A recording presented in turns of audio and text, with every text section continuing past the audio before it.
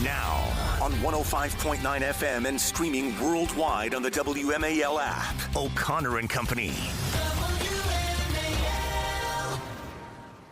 It's Larry O'Connor with Bethany Mandel. Good morning. Bethany, you're fighting off a cold of some sort.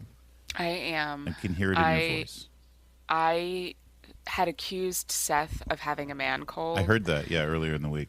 Yeah, and then it turned out it is a real cold. Unless you have some sort of gender confusion. Yeah, so I was mad at him because I thought he was being dramatic. But it turned out... Now just be mad at him for getting you sick. Yes! Thank you!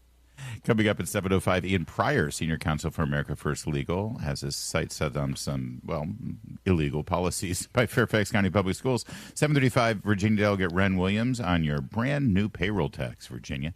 And at 8:05, KT McFarland talking about Iran. Let's look at California for a moment, shall we? We love looking at California. I guess this is technically critter news. Only in California would the governor commit $50 million to a project to create a expressway overpass for critters, for animals. In fact, they said at the time it was for butterflies. Why in God's name do butterflies? Butterflies, by definition, it's right there in the name, fly. But I guess what was happening is butterflies don't have a lot of range. I think we can agree on that. They can fly, but they don't go great distances. And I believe this is Interstate 5 in California. Not sure. Up in the Simi Valley area of L.A., sprawling L.A. I guess going across 8 lanes of 65-mile-an-hour traffic was becoming hazardous for butterflies. So they were going to enjoy this little wildlife overpass as well. A lot of places do this, where they recognize that the migration patterns of deer or whatever critters you want to, whose lives you want to save, end up, they end up dying, becoming unalived while crossing the freeways or expressways because they're stupid and they don't recognize that car hurtling toward them is going to flatten them as a pancake. Also, by the way, when you're talking about larger critters and deer, they can become incredibly hazardous to the driver as well. So it protects humans. So a lot of states have created these, they've watched the migration patterns of animals and they've set up a bridge or an overpass, or sometimes in some cases it's tunnels. I would think I was reading in Florida, they have a little tunnel for like turtles to go under the road.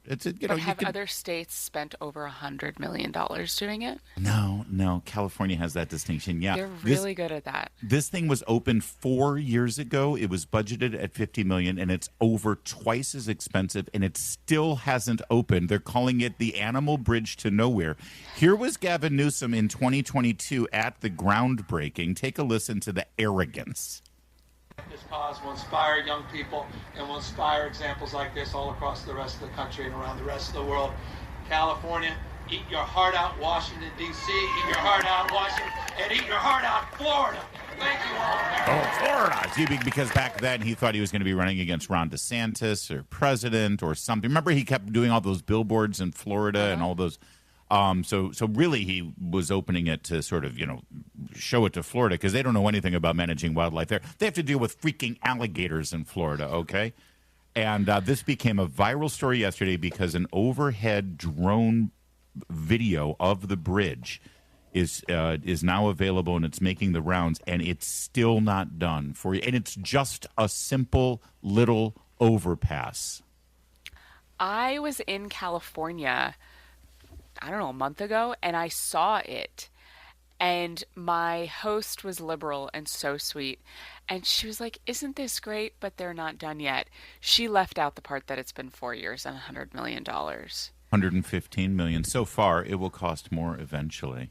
It's incredible. Only California. The bridge is past due. That projects some $21 million. It was well over $21 million over budget. Oh, because they're including $92 million as the total cost because that includes a bunch of stuff other than the bridge that was budgeted. But if you just look at the cost of the bridge, it was $50.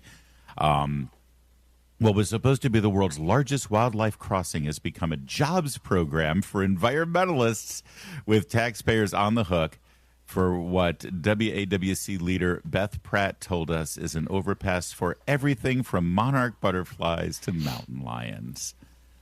Yeah. You know, it would be a fun spring project for my children now that we're talking about this? What? growing butterflies. I'm going to do it. Oh, yeah. That would be. You can actually do a And little I'm going to spend butterfly garden. I know. And I'm going to spend less than $115 million doing it. Yeah. See? Look Now, at that. see, you'll Easy never button. make it as a politician, certainly not in California. I know. It's another perfect example of everything that Gavin Newsom does in California. Throw a ton of money at it, don't care about what it does to the budget, and, by the way, don't even worry if it's effective or not or actually gets anything done. But it makes them feel good, Larry. It's become such a joke. And, well, it's a perfect, again, example of what goes wrong when you've got people like Gavin Newsom who are just basically narcissistic egomaniacs in charge. I don't quite understand why. Listen, I do understand why people think that he's a formidable candidate. He comes from California. He's telegenic. He communicates. I'm told that he is handsome, although he does have a creepy serial killer vibe to him. But, he's got $100 billion on the bullet train, and they haven't even started laying tracks for that. A bullet train that nobody wanted, that's going to take you inland from L.A. to Fresno. Who cares? No one wants to get there slowly, let alone quickly, on a bullet train. And then you've got this for their wildlife crossing. And let's not forget the tens of billions of dollars they spent on solving homeless, only to make the criminal vagrant homeless crisis that much worse in the state of California. Every time they spend more money on it, it actually gets worse. It is such a picture-perfect encapsulation of what it means to be a modern liberal in America.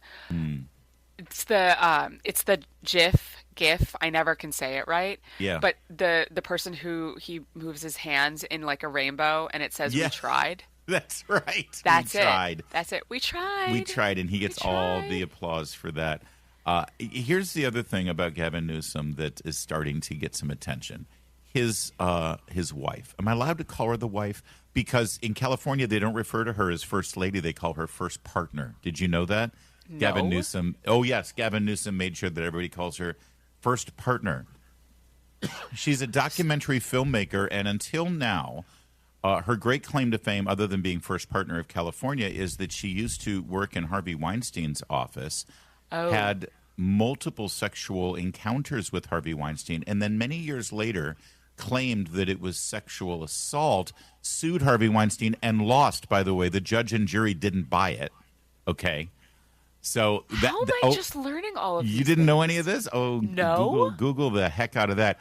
Gavin Newsom's wife, first partner of California, is now doing a lot of media appearances to get ready for prime time. Here, let's take a listen.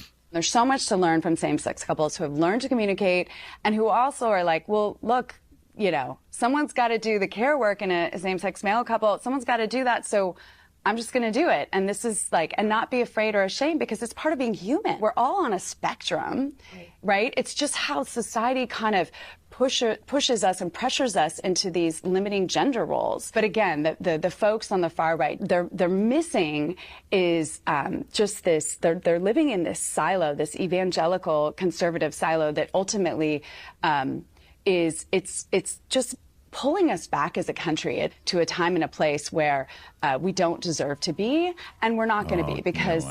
Honestly, young women. Sister needs some media training because, boy, does she sound like a dumb TikToker, doesn't she? I personally really like being a right-wing evangelical if it means not having a documented past with Harvey Weinstein. Thank you. Personally. Yeah, and to praise same-sex couples because they're so good at communicating. I hate to break it to her, but it's actually pretty easy to communicate with somebody who has a lot in common with you, like you're wired the same way and you have the same hormones in your body. That it's actually pretty simple because you look at the world in a very similar way. When it's very challenging, frankly, to have a relationship with somebody of the opposite sex. That's why we're called for that challenge. That's why we need to embrace that challenge. It's what makes it so satisfying. She's also an uptalker, by the way. Did you catch 7A here? It's just pulling us back as a country to a time and a place where we don't deserve to be. We don't deserve to be. Oh, uptalking is the worst. Well, uptalking and the vocal fry, if you can combine the two. And also mouth breathing when you have a cold and you're on radio for 4 hours. It's a whole other turn on. It's 6:15. So to summarize, the state of California political leadership that now is really on the fast track to be the nominee for the Democrats to be president of the United States, Gavin Newsom, committed $50 million for a bridge, $90 million for a project that would allow for critters and animals to cross from one side of an expressway to the other. It still hasn't been completed 4 years later and is almost two times over budget. His wife, who used to enable and even have amorous relations with Harvey Weinstein until she decided that she had been abused, then took it to court, and the court said, no, we don't see this as abuse. She is now celebrating same-sex couples, says gender is on a spectrum. Evangelicals hold the country back because of our archaic, old-school views of such things. And to boot, she's an uptalker. Cut 7A, uptalking. It's just pulling us back as a country to a time and a place where we don't deserve to be. You want 7 years of that? 8 years of that? You want even 4 years of that in the White House? How about this one? We got more uptalk from Gavin Newsom. Honestly, young women and fathers of daughters. Daughters. It's very California. It's very just California. a thing. It's a thing. I was just telling you during commercial that I am now rooting for him to take it away in the Democratic primary, because I would love to have a lot of conversations about this woman. I would like to talk about this woman for an entire election cycle before we get Marco Rubio's wife or Usha Vance. Yeah. I love them both. Yeah, deeply. They're very, very good. I would love to contrast. Way superior here. Or I know you like this one. How about Zohran Mamdani's wife, the first lady of New York City? When last we checked, we saw her liking and supporting and amplifying social media posts in the days following the October 7th massacre in Israel that were on the side of the massacrers. She was supporting and celebrating Hamas on social media. When challenged on it, Zohran Mamdani said, my wife is a private person. She didn't get dragged into this. Her views are different than mine, and we shouldn't talk about her. Nobody talk about her. Next thing you know, she committed to and agreed to provide illustrations, because she's an artist. She's almost as good as Hunter Biden.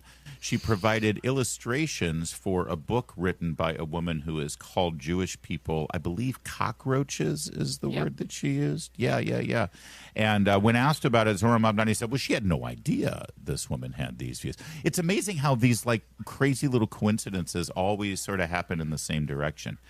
And now our friend John Levine at Washington Free Beacon, formerly the New York Post, he's got a brand new story about Zohran Mamdani's online activities. She frequently, apparently, used the N-word in social media posts with pals of hers. Whoa. Can you get away with that? I mean, I think you can get away with anything when you're a Democrat. But woo boy. She also boosted in a post that Tel Aviv shouldn't exist in the first place. That was another classic. Yeah. But what's funny to me is that she wants to have her cake and eat it too. So she gets, endorsements and deals and all of these things as if she exists in a vacuum. But when she was 28, she posted on her Tumblr account in 2017. Who was still using Tumblr in 2017? Apparently she was. That to me is bad enough. Possibly my then 16-year-old daughter was on a Supernatural Tumblr page there because she loved the TV show Supernatural. But beyond that, yeah. Yeah, so she loved terrorist violence as a teen in her early 20s, celebrating members of the PFLP terror group, and also she was a big fan of the First Intifada. Yeah. Actually praising the Popular Front for the Liberation of Palestine, which sounds like one of those groups in Monty Python's Life of Brian, and the terror group behind the First Intifada. She glorified them in a whole range of posts made on Tumblr. Unbelievable. Yeah, it's funny how these things keep happening to her. Yeah, keeps happening to her. Exactly. Well, I mean, I guess she'll continue to get away with it. I mean, she's not a She's a private person, although she is living in a taxpayer-funded Gracie Mansion and hosting the leader of the Hamas protest group that took over Columbia University for weeks on end as the First Lady of New York. Or is she the first partner? I don't quite know. When she uses her racial and anti-Semitic epithets, does she uptalk when she does it? I mean, that's the only thing that can make her even better, right? I'm thinking Zoran might be the running mate. It's 6:24. Now on 105.9 FM and streaming worldwide on the WMAL app. O'Connor and Company.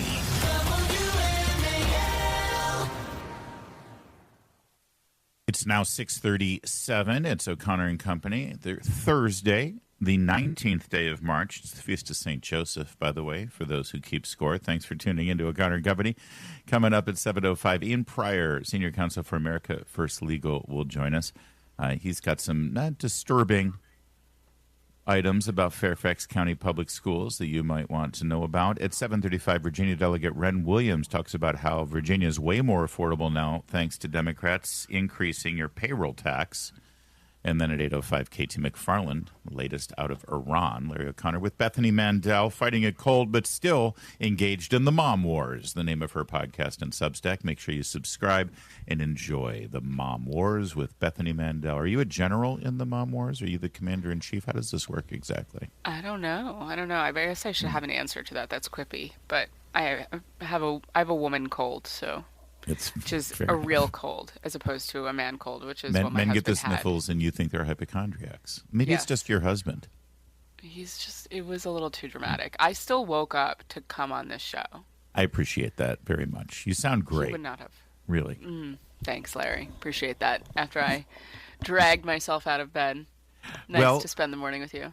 You sound just as good as Joe Kent. Joe Kent, of course, the former head of the Counterterrorism Center, who is now enjoying quite a bit of limelight and quite a bit of media exposure. That's what happens, you see, when you leave the Trump administration and play into the left or certain aspects of what used to be right-wing commentary. It's criticism of the president. You immediately get celebrated. Marjorie Taylor Greene looks like she's on the brink of having her own show on CNN. They made fun of Marjorie Taylor Greene on CNN. Then she leaves Congress and disavows President Trump and says that he took us to war, for Israel or whatever. And suddenly she's like Caitlin Collins' co-host, right? That's the track Joe Kent is on, although he's starting with the new media streaming podcast starter kit. He went live with Tucker Carlson yesterday, and I think he's going to be interviewed by Candace Owens today for some event going on in D.C. Yeah. Has Megyn Kelly booked him yet, or is that she'll wait like a couple days? I have not seen that. Maybe she'll wait a couple days. Cynic. Here's what's really confusing about Joe Kent. And again, and any criticism of him, I know people will say, how dare you? He lost his wife in the war in Syria under Obama. Or was it, that may have been under, when did he lose his wife? Was that 2016 or 2019? I'm not sure, but he blames it on Israel. So he lost his wife in the conflict. He's a Green Beret. He fought for our country, and I respect all of that. I do.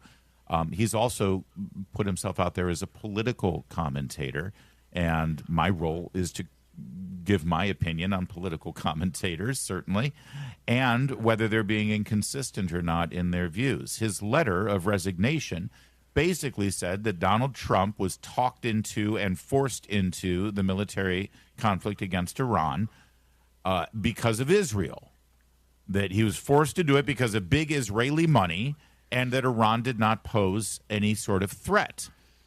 Okay, here's the problem. 3 months ago, he appeared on a podcast, this time the Sean Ryan Show. Sean Ryan, a former special ops guy for the Navy, Joe Kent, Green Beret guy for the Army, and he said this 3 months ago. 3 months ago, he said this. They're still registering for the draft, aren't they? Like, that's the logical conclusion to the direction that we're heading in right now, unless we make some serious changes. I mean, I've already heard rumors that Fifth Group is going to be sending guys to Iraq because of the escalated situation with Iran now. Yeah. I mean, most Americans aren't aware of it. Our troops in Iraq and Syria have been attacked 150 plus times by Iranian proxies. And when we say Iranian proxies, we got to be clear on what that is. That's the Iraqi government that we pay. Because after the Iraqi military, we spent $2 trillion on, surrendered to ISIS, we had to go back in there in very short order and stand the military back up again. And guess who filled the breach? The Shia militias controlled by Iran did. And the Iraqi government's controlled by Iran. So I vote for that, Joe Kent. Well, I mean, I'm trying What to put two happened? and two together here. That was 3 months. So was he lying then and misrepresenting? I mean, that was when he was working for the Trump administration and the United States government's Office of National Intelligence and Counterterrorism. So if he was misrepresenting the facts publicly while holding those positions, that's a serious, serious violation. Or he's lying now in his resignation letter. He sees the dollar signs. He sees the same dollar signs that Megyn Kelly has seen. Perhaps Tucker is printing them in some sort of factory in Qatar. I don't know. But what's funny is, he of course sat down with Tucker Carlson, and in that interview, he claims that the last time, and this is a quote, "The last time I saw Charlie Kirk on this earth was in June in the West Wing. He looked me in the eye and he said, 'Joe, stop us from getting into a war with Iran.'" Isn't it funny how it fits exactly from what happened in June to now? But another thing that he said was Kirk had become afraid of Benjamin Netanyahu, and that's the basis for all this stuff that he's about to talk to Candace Owens about. One just factoid that I want people to have in their brains as Candace interviews him about Tucker Carlson, or about Charlie Kirk's supposed fear of Netanyahu, is that Charlie wrote an 8-page letter to Netanyahu about how to improve their PR, how to improve their communications. It was a brilliant letter that I deeply wish the Israelis would take to heart, because they have bombed so bad, and not in a good way. Their PR game and their comms game is so profoundly bad on the Israeli side. And Charlie had great recommendations, and now they're going to claim that Charlie was afraid of Netanyahu, and that's why he wrote him an 8-page letter about how they can do things better. Yeah. Well, and the things that Joe Kent continue to say after the Charlie Kirk story, and this is what Candace Owens does, and so they're saying something without saying it. He talked about that, and he said, keep us out of Iran, because he thinks that Israel is going to direct us into this. And then 30 seconds later, he says, and then he suddenly publicly assassinated, and we're not allowed to ask any questions about that. You see what they do. Wait, did you just say that he was assassinated because of his resistance to a war in Iran? No, I didn't say that. I didn't say that at all. You're putting words in my mouth. You're accusing. Wait, no, but you did say that. Yeah. You can say things without saying things. I mean, say what you will about Joe Kent. He knows how to communicate. And the funny thing about all these things that Charlie Kirk said in private text messages that nobody can produce, or in private conversations like this one, it's sad when you think about Charlie Kirk, obviously, being killed like that in the prime of his life. And he had all of these strong opinions, and yet he had no outlet for publicly voicing these opinions. I mean, all of these things that he said about Israel and a war in Iran and all of these things, he only said them privately in a way that we're just going to have to take people's word for it that he said that. If only he had a podcast or a radio show or an organization that put on huge public events on a regular basis so he could speak his mind and give his opinion. Oh, wait a second. Yep. Charlie had all those things, and yet he never voiced these opinions publicly. Which, by the way, just real fast, if I could, when Joe Kent and Candace Owens and other people say, Charlie Kirk held these opinions, but he never said it publicly because he was afraid. Why are you crapping on Charlie Kirk's legacy? No. Why are you calling him a coward? Why are you calling him a hypocrite? Why are you calling him a liar, and then at the same time claim that you're his only friends? Yeah. It's disgusting. Hold that thought. We have more on this, more on Joe Kent and what he's saying, more on the discrepancies between what he said in the past and what he's saying now, and what all of this means. We'll get to it in a moment. First, though, at 6:45.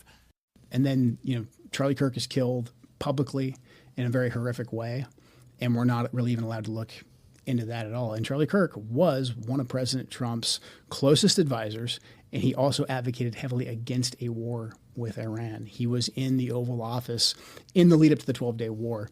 I wasn't particularly close with Charlie. He was very gracious to me when I was running for Congress, very, very supportive.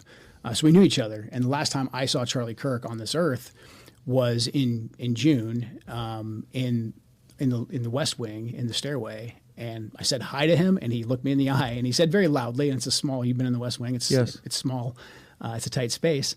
And he said, "Joe, stop us from getting into a war with Iran." Very loudly. He was single-minded. And he walked off, and he went, I believe, into He was single-minded, but he never said it publicly. He had a podcast heard by hundreds of thousands. He had a radio show heard by millions. He had events all the time. Anytime he wanted to book himself on Fox News, he'd be a guest on Fox News. And yet he never said it publicly. And he didn't shy away from saying things publicly, Bethany Mandel. He did express, hesitations about, forever wars and all of those things, but he was ultimately supportive of the president and understood that his role was to support the president and support the MAGA agenda. The podcast ecosystem that this conversation is happening on are anti-MAGA. President Trump has said so himself very explicitly. Yes, that is correct. He said all of these attacks that are happening against Mark Levin are anti-MAGA.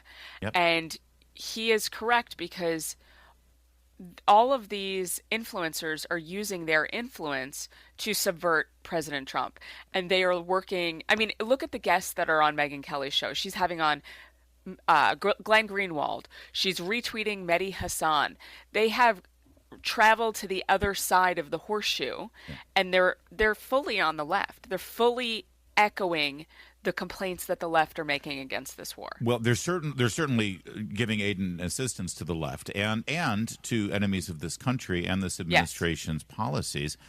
There's no doubt about it. There's no other way to say it. And again, we just played you in the last segment what he said when he was still working for the president, where he laid out in detail exactly why Iran is a threat. And Trump's been talking about Iran for over a decade. Yes, about engaging militarily with Iran. If we're gonna cast, like wish cast, what we think Charlie Kirk would think of this moment, I think Charlie Kirk would be very angry about the trauma and horror that his wife is being subjected to. Yeah. And I think that he's probably thinking, y'all talk about the psychotic trans person who etched insane stuff onto the bullets that killed me.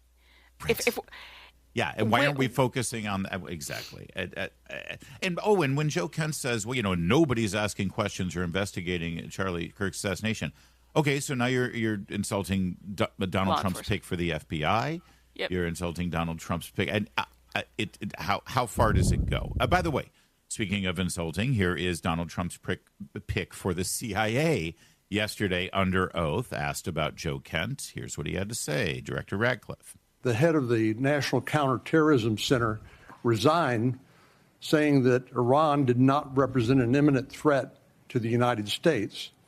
Is there anything to indicate that Iran had ceased in its nuclear ambitions or in its desire to continue to build ballistic missiles capable of threatening American troops and allies in the Middle East?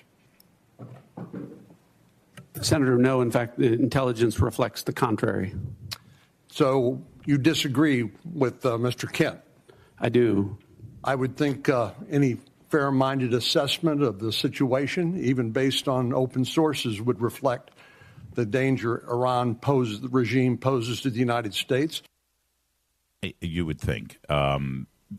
Again, I think Joe Kent might actually have had a little more credibility in his temper tantrum that led him to leave the Center for Counterterrorism if he didn't immediately run to Tucker Carlson and Candace Owens and give exclusive interviews, number one.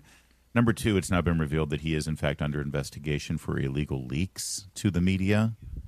And that is an investigation that was going well before he left the administration 2 days ago. and it's sad because I do respect his service and the sacrifice that he and his family has made, but this whole thing stinks to high heaven. Yep. Absolutely to high heaven. I don't understand why he was in this position in the first place, especially given the fact that his wife writes for Max Blumenthal. Right there. My biggest question is how he got here. Yeah, and for everybody who's and I feel for all the people who are confused. And it's like, I believed and trusted this guy, and I believed and trusted that guy, and now this person and that person. Here's what gets me through all of this, everybody.